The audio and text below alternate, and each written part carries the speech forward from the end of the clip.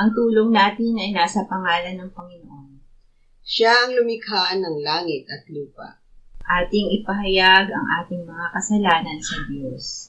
Ang ating Diyos ay Diyos na mahabagin at mapagpatawad.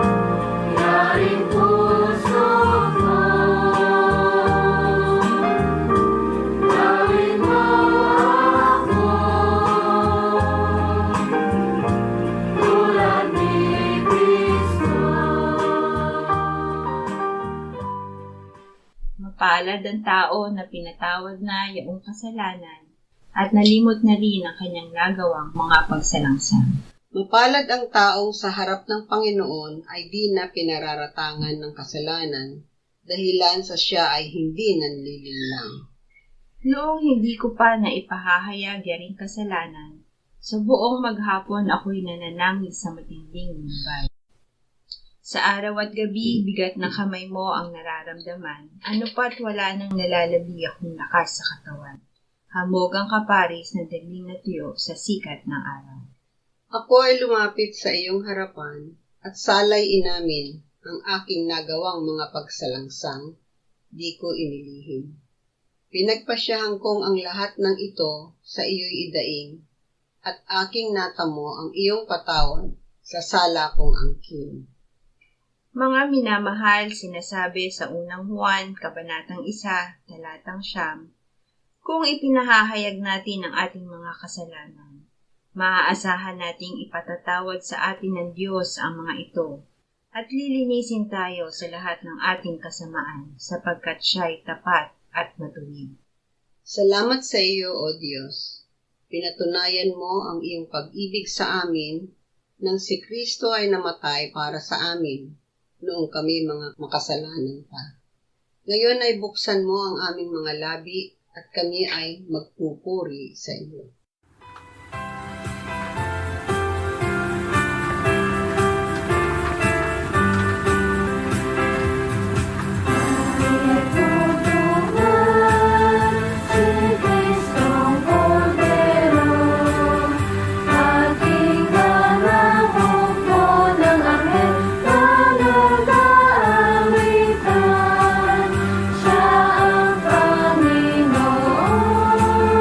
At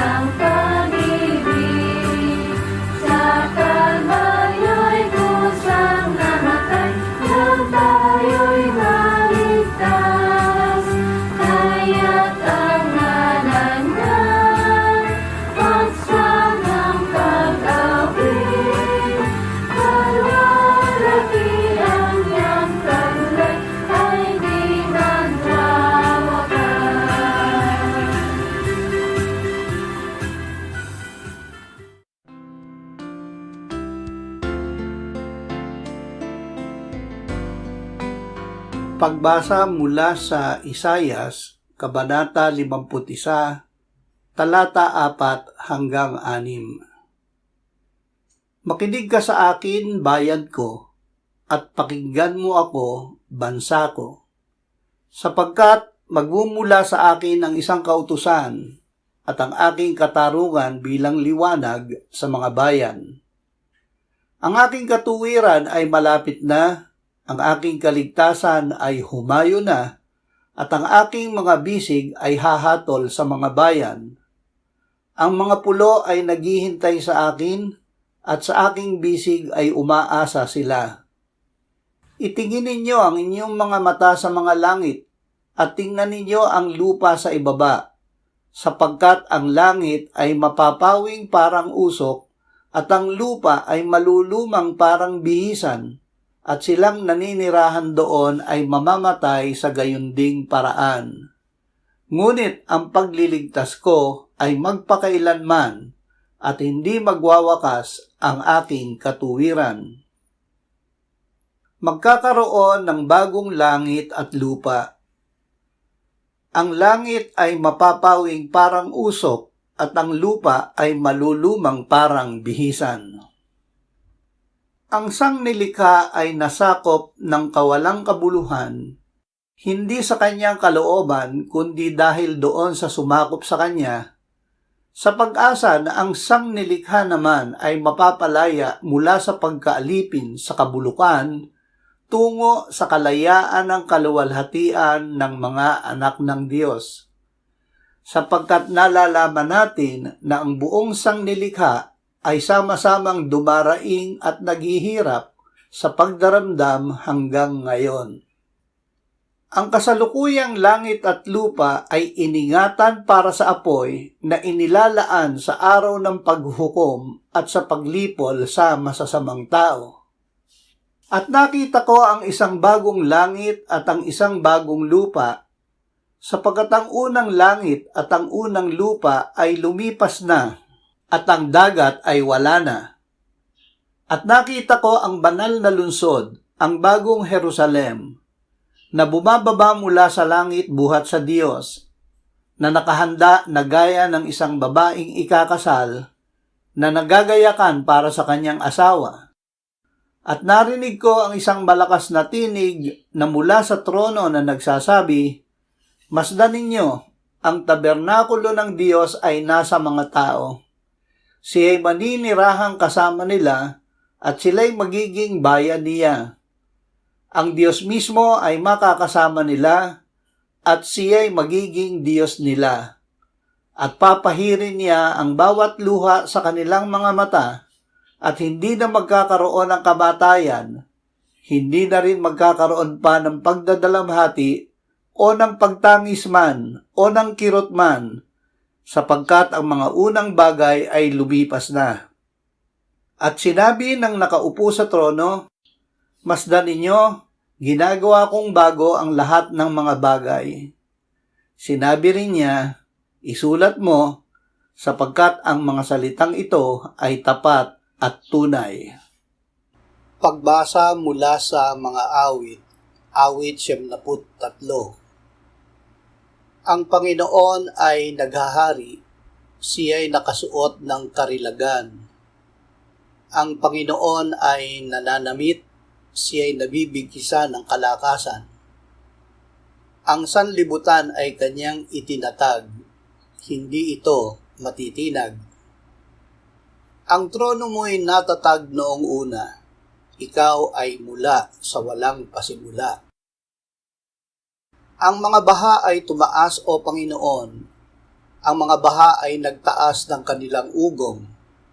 Ang mga baha ay nagtaas ng kanilang mga alon. Higit na makapangyarihan kaysa sa dagundong ng maraming tubig, kaysa sa malalakas na hampas ng alon sa dagat, ang Panginoon sa itaas ay makapangyarihan.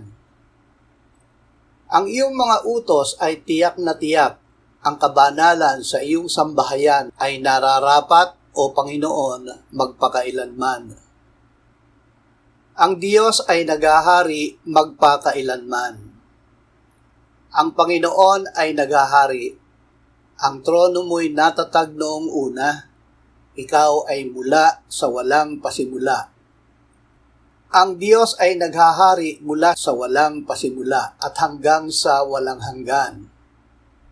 Si Satanas ay nagrebelde sa Diyos. Isinama niya ang ikatlong bahagi ng mga anghel na naging kanyang mga kampon.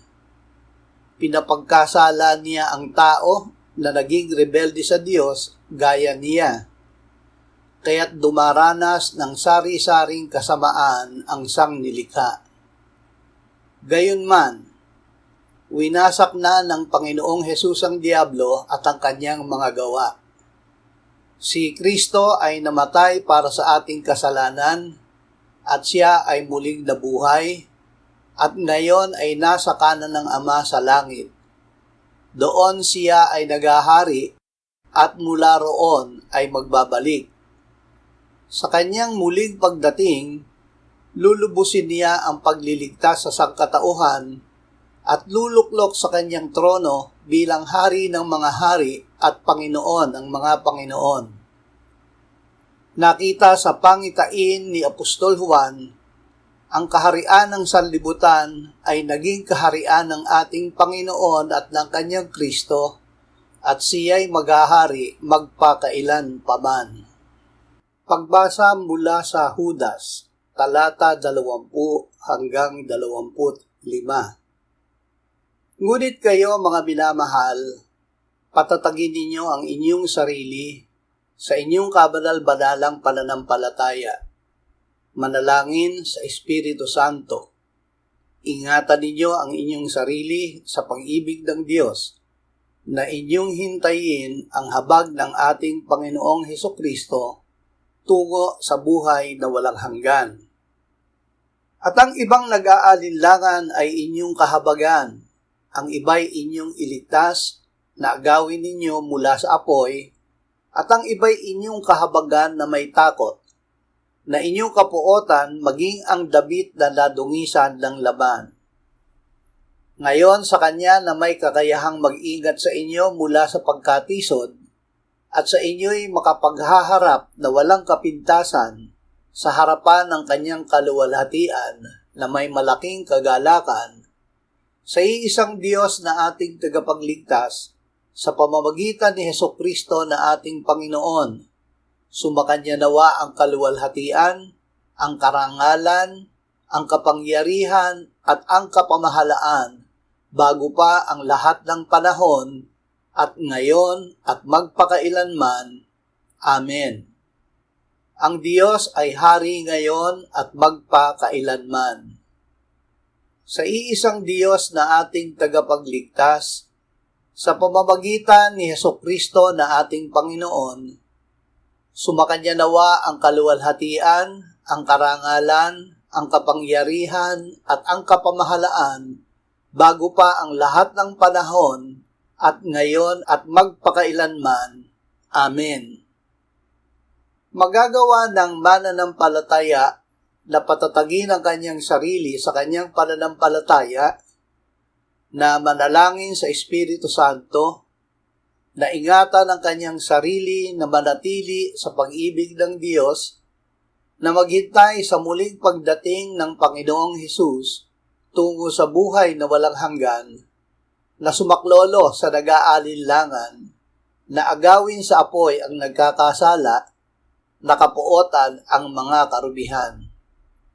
Bakit?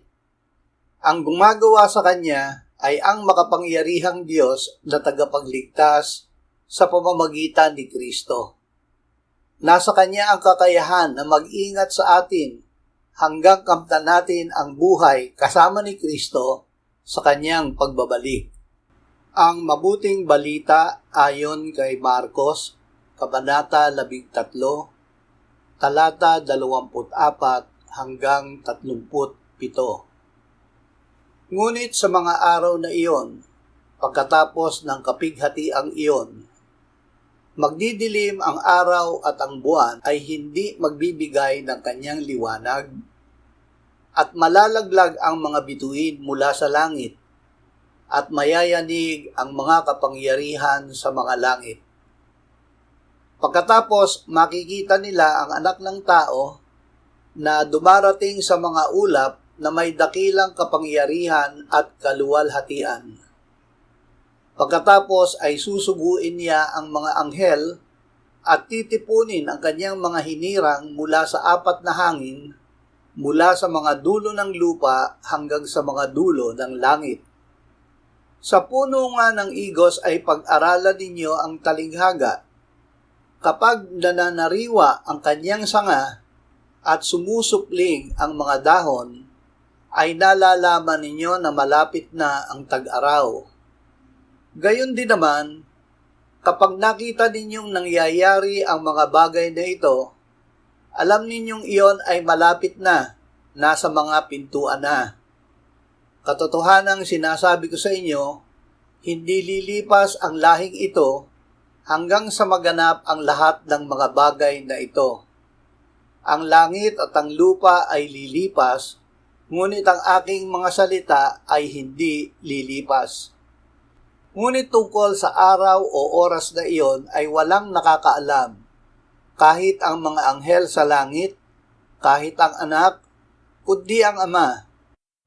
Kayo'y mag-ingat, kayo'y magbantay, sapagkat hindi ninyo nalalaman kung kailan ang panahon. Tulad ng isang tao na umalis upang maglakbay, sa pag-alis niya sa kanyang bahay, at pagkabigay ng tagubilin sa kanyang mga alipin, sa bawat isa ang kanyang gawain, ay inutusan ng tanod sa pinto na magbantay. Kaya't maging handa kayo, sapagkat hindi ninyo nalalaman kung kailan darating ang Panginoon ng bahay, kung sa gabi, sa hating gabi, sa pagtilaok ng manok o sa umaga. Baka sa bigla niyang pagdating ay matagpuan niya kayong natutulog. At ang sinasabi ko sa inyo ay sinasabi ko sa lahat, maging handa kayo. Ituon ang paningin kay Jesus. Pagkatapos, makikita nila ang anak ng tao na dumarating sa mga ulap na may dakilang kapangyarihan at kaluwalhatian. Habang hinihintay natin ang pagbabalik ng Panginoong Hesus, makikita natin ang mga kapigatian at kasamaang magaganap sa mundo. Huwag ang mga ito ang pagtuunan ng paningin. Sundin ang halimbawa ng mga nagpakatatag sa pananampalataya. Kaya't yamang napapalibutan tayo ng gayong kakapal na bilang ng mga saksi, itabi natin ang bawat pabigat at ang pagkakasalang madaling bumibitag sa atin at tumakbo tayong may pagtitiis sa takbuhing inilagay sa harapan natin. Pagmasdan natin si Jesus na siyang nagtatag at nagpasakdal ng ating pananampalataya na dahil sa kagalakang inilagay sa kanyang harapan ay tiniis niya ang krus, hindi inalintana ang kahihiyan at siya'y umupo sa kanan ng trono ng Diyos. Isaalang-alang ninyo siya na nagtiis ng gayong pagsalungat ng mga makasalanan laban sa kanyang sarili, upang kayo'y huwag manghina o manlupaypay. Maging laging handa. At ang sinasabi ko sa inyo ay sinasabi ko sa lahat, maging handa kayo. Paano tayo maghihintay kung hindi natin alam kung ano ang araw o oras ng muling pagdating ng Panginoong Hesus? Maging laging handa.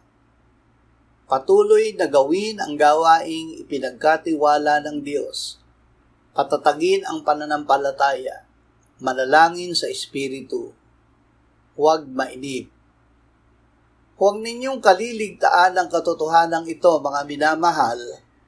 Ang isang araw sa Panginoon ay tulad ng 1,000 taon, at ang 1,000 taon ay tulad ng isang araw. Hindi mabagal ang Panginoon tungkol sa kanyang pangako na gaya ng kabagalang itinuturing ng iba, kundi matiyaga sa inyo na hindi niya ibig na sino man ay mapahamak, kundi ang lahat ay dumating sa pagsisisi. Ngunit darating ang araw ng Panginoon na gaya ng isang magnanakaw, at ang kalangitan ay maglalaho kasabay ng malakas na ingay, at ang mga sangkap ay matutupok sa apoy, at ang lupa at ang mga gawang naroon ay masusunog. Yamang ang lahat ng mga bagay na ito ay mawawasak ng ganito.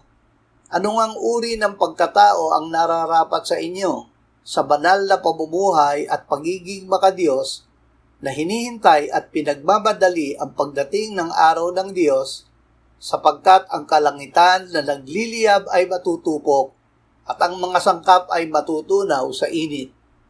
Ngunit ayon sa kanyang pangako, ay naghihintay tayo ng bagong langit at ng bagong lupa, kung saan ang katuwiran ay naninirahan.